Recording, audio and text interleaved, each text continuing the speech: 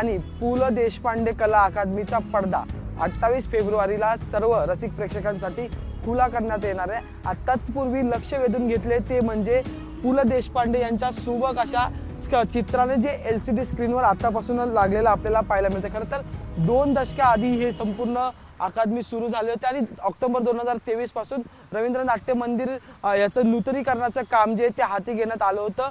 पण काही छोट्या क्षुल्लक गोष्टींनी हे काम जे ते लांबणीवर जाताना पाहायला मिळालं होतं। त्याच्यानंतर आता हे संपूर्ण काम जे ते अंतिम टप्प्यात आलेलं आहे। 28 तारखेला जो आहे तो या रसिक प्रेक्षकांसाठीचा पडदा खुला करण्यात आला आणि पुन्हा एकदा रवींद्र नाट्य मंदिर आणि पु ल देशपांडे कला अकादमी जी आहे ती सर्वांसाठी खुली होईल। तत्पूर्वी आता फायनल अंतिम जे काम आहे ते समोर करताना पाहायला मिळतं आणि त्यातच सगळ्यात जास्त लक्ष वेधून घेतलं जातं ते म्हणजे पुलंचं जे चित्र आपण त्या LCD स्क्रीनवर लावलेलं पाहायला मिळतं। खरं तर अगदी सुबक असं चित्र जे ते आपल्याला समोर या LCD स्क्रीनवर पाहायला मिळतं। त्यामुळे अनेक रसिक प्रेक्षक मागच्या अनेक वर्षांपासून ज्या अकादमीची वाट बघत होते किंवा ज्या रवींद्र नाट्य मंदिरातून अनेक नाटकं ज्या रसिक प्रेक्षकांनी बघितली आणि त्याच्यानंतर त्याला 2023 मध्ये ब्रेक लागला, तो ब्रेक आता पुन्हा एकदा सुटणार आहे आणि 28 फेब्रुवारीला या रवींद्र नाट्य मंदिराचा पडदा जो आहे तो पुन्हा एकदा रसिक प्रेक्षकांसाठी जो आहे तो उघडला जाणार आहे। त्यामुळे 28 फेब्रुवारीला या ठिकाणी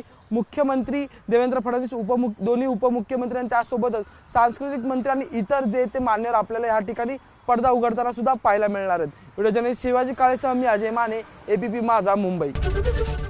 ABP माझा, उघडा डोळे बघा नीट।